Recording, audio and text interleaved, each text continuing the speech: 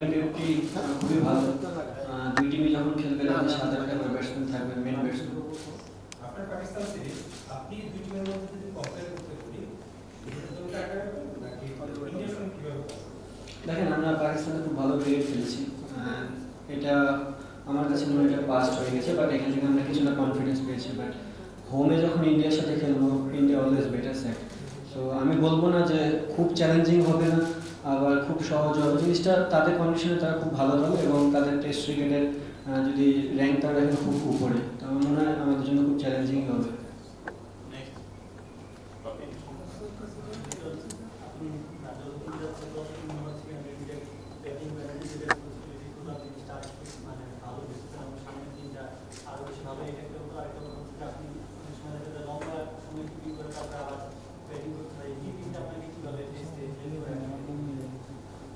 Keeping কোনো batting এর ক্ষেত্রে হেল্প করে না। কিপিং একটা পার্ট। যদি ফিল্ডিং করি, ফিল্ডিং যেভাবে করতে হয়, কিপিং জিনিসটা সেম। আর আরেকটা কি বলতেন তুমি?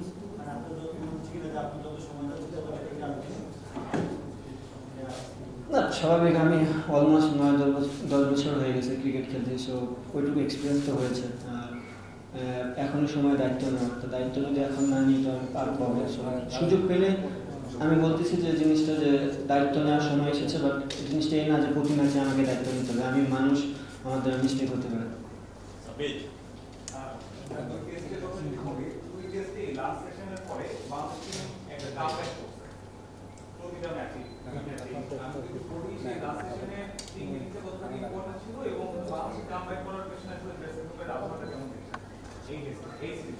আরেকবার একটু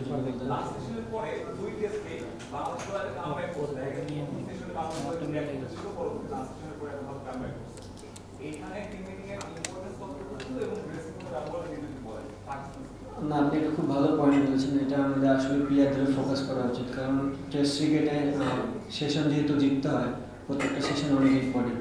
আমার কাছে ওইটা জিনিসটা ব্যক্তিগতভাবে মনে হয়েছে যে আমরা প্রতিদিন যে ফার্স্ট সেশনে খুব একটা আমাদের যে 100% ক্রিকেটে খেলতে পারি না, স্পেশালি বোলিং ব্যাটিং দুই দিক দিয়ে। তো এখানে একটা বিশাল বড় ইমপ্রুভমেন্টের জায়গা আছে। আর দেখেন, ড্রেসিং রুমে আমাদের সবসময় পজিটিভ মেন্টালিটি কথাবার্তাই হয়, আমরা কীভাবে কামব্যাক করতে পারি, কীভাবে গেমটাকে চালাতে পারি। সো এটা তো সবসময় পজিটিভ ওয়েতেই কথাবার্তা হয়, বাট একটা জিনিস যেটা ভালো যে আমাদের ওখানে একটা ইমপ্রুভমেন্টের জায়গা আছে এবং আমরা চেষ্টা করবো ওই জিনিসটা ভালো করার।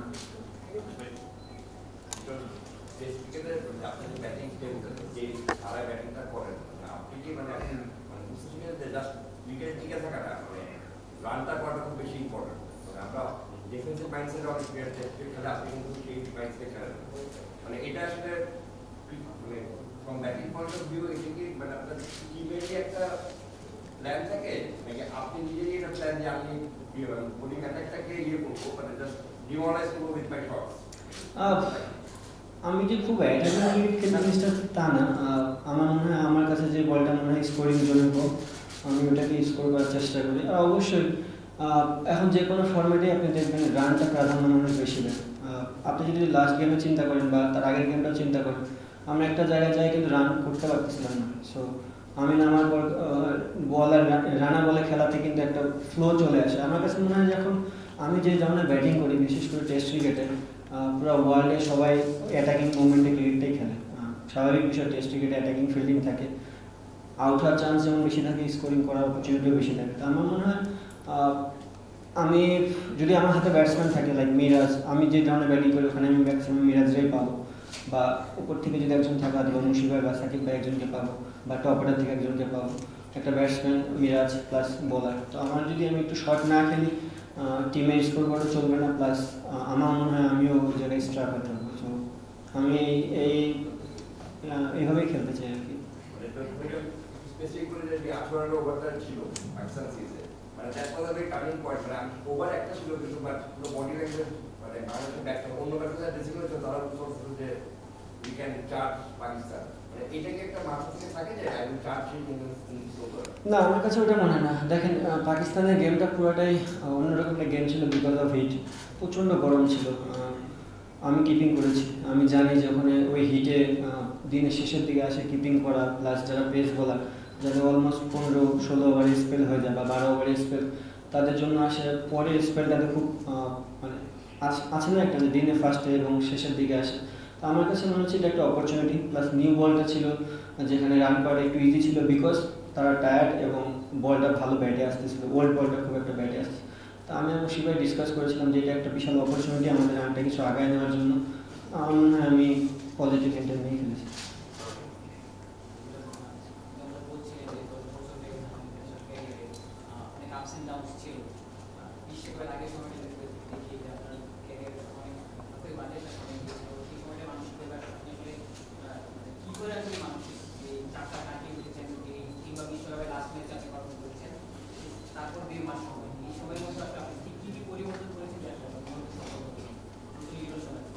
আমি কি সঠিক অ্যান্সার দেবো না ভুল অ্যান্সার দেবো?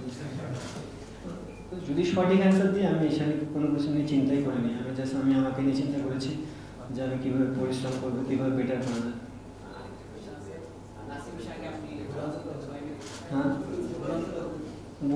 ভুল অ্যান্সার হচ্ছে সারাদিন রুমে বসে কাঁদতাম, এটা হচ্ছে মন রক্ষার থেকে। বাট এটা ফ্যাক্ট না, ক্রিকেট প্লেয়ার সবাই সবসময় ভালো খেলবে না, বাট যে সময় খারাপ যায় সে চেষ্টা করে যে সবসময় ভালো কিছু করার। একটাই ওয়ে আছে আমাদের ভালো করার, সেটা হচ্ছে প্র্যাকটিস। আমি চেষ্টা করেছি অনেক প্র্যাকটিসে পরিশ্রম করার এবং চেষ্টা করছি ম্যাচে কীভাবে এটা ইমপ্লিমেন্ট করা যায়। তো আমার মনে হয় এটি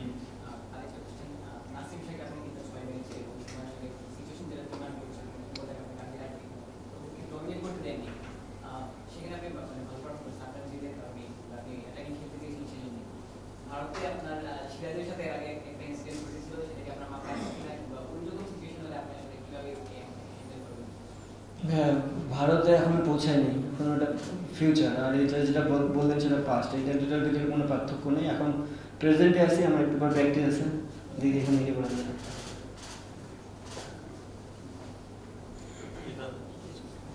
আপনি সারা বলে ওপেনিং ব্যাটিং করে এবং টেস্টে 6 নম্বরে দুই জায়গায় চাপ থাকে যে ওপেনিংয়ে রান তুলতে হয়, সেখানে চাপ থাকে এবং 6 নম্বরে আপনার কিন্তু আপনার পরে কিন্তু ব্যাটসম্যান আপনার চাপ থাকে। এই চাপটা সামাল দেওয়ার মতো মানসিক যেটা কীভাবে তৈরি করে? চাপ ভাইয়া সব জায়গায়, শুধু ওপেন করলেই চাপ আর ছয় খেললে চাপ না।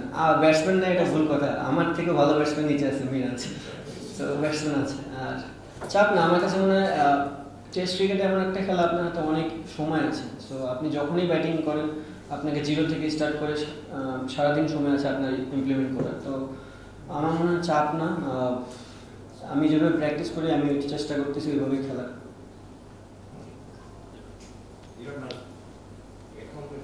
ইম্পর্টেন্ট পাকিস্তান সিরিজের ওই দিকটি মানে ওটাকে পাস করে বাংলাদেশের ওটা তো উঠি হয়ে গেছে, এটা ওই ইম্পর্টেন্ট বাংলা ইন্ডিয়ার আগে যে সিরিজটা যেটা খেলছে আপনারা খুব ভালো করছিল, ওটাকে পাস করে এটা সামনের দিকে তাহলে কতটা ইম্পর্টেন্ট কি ইম্পর্টেন্ট?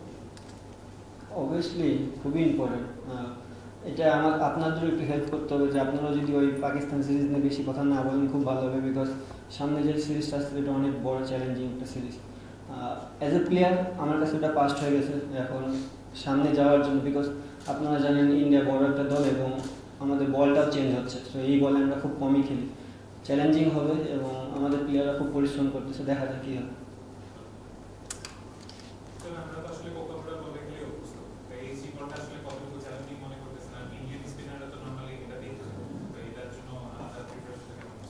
আমি যেটা বললাম ভাই, ইন্ডিয়া সিরিজ আমাদের জন্য চ্যালেঞ্জিং হবে। প্রিপারেশন বলতে আমরা এখানে যতটুকু পারতেছি আমাদের মেন বলারদের বলই ফেস করতেছি আমরা, কিছুটা ডিফিকাল্টি তো আছে, কারণ কোকাবুরা বলে যে বেসিক যে জিনিসটা সেটা হচ্ছে নতুন বলটা একটু ডিফিকাল্ট, পুরাতন বলটা খেলাটা ইজি। বাট এইচজি বলে নতুন বলটা একটু ইজি, পুরাতন বলটা খেলাটা ডিফিকাল্ট। সো আমরা প্র্যাকটিস করতেছি, দেখা যাক এখন কি।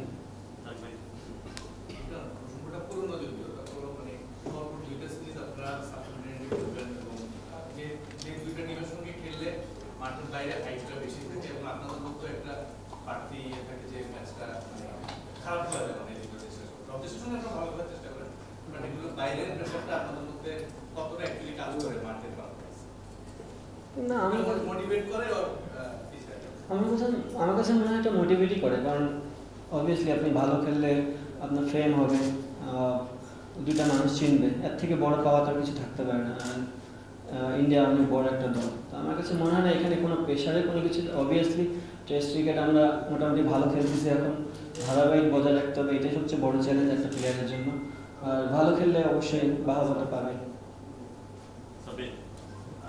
গতকালকে ইংল্যান্ড হেরে গেছে, আমাদের টেস্ট চ্যাম্পিয়নশিপ পয়েন্ট টেবিলে 4 নম্বর ছিল, আটকে